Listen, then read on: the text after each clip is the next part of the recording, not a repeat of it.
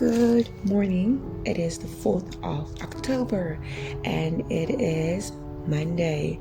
And what a privilege it is to get down and dirty. It's Mugelene Bridget Hendricks.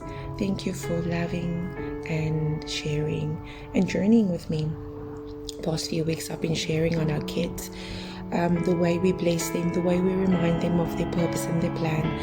And I want to just tell you guys that I've been sitting down with Alaric and with Esther, reminding them of their purpose and their plan. And for the first time, my kids sat down and really started opening up their hearts. I shared about Esther sharing, and the past 2 weeks been spending time with Alaric. And for the first time, my child wanted to be with us and wanted to go out with us and really sharing his heart. And I have to tell you that many times our time is not their time, or should I say God's time. Something also important that I've picked up is that if the covenant of the parents is really not connected, then a lot of what's happening in our kids' lives is going to fall through the cracks.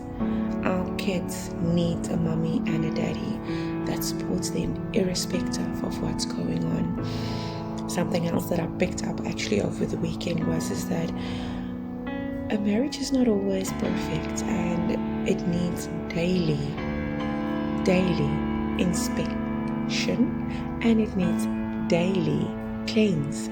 So if I can just make an example, if you have a garden, if you don't work daily in the garden and clean up, it will really get to a place where it looks so filthy. A lot of times me and my husband don't see eye to eye, but you know what? I need to choose him. I need to really be humble enough to say I'm sorry and really go have his back. I have to be humble enough to tell him that I was wrong. I have to be humble enough to really have always something good to say about him, irrespective of what happens between us. I've picked up that so many times our couples go through circumstances and they don't have anything good to say about each other, between friends, between families, and they really break what they build up. I've picked up that if I don't have my hubby's back, who is going to have his back? Who is going to support him?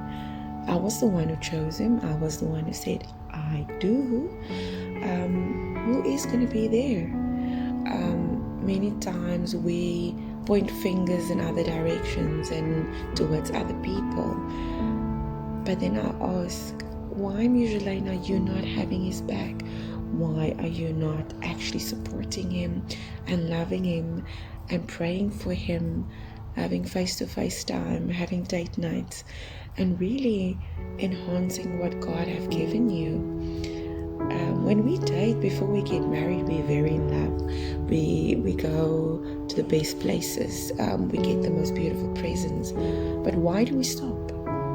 Why do you stop? Why don't you make time? Why don't you invest? Why do you choose to stop after you have said, I do? Another question is why is it that I cannot look beautiful?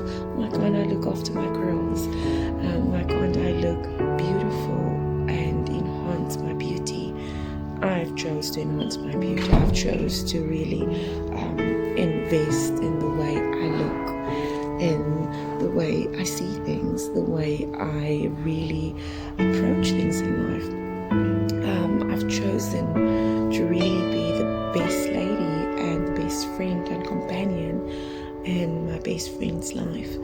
I hope I'm speaking to a lot of women and to a lot of men, and I want to encourage you, go to the hairdresser, pay for your hubby to go and have his hair done, book a place at the restaurant and go and have something to eat. Really invest time to tell your little one how special he is,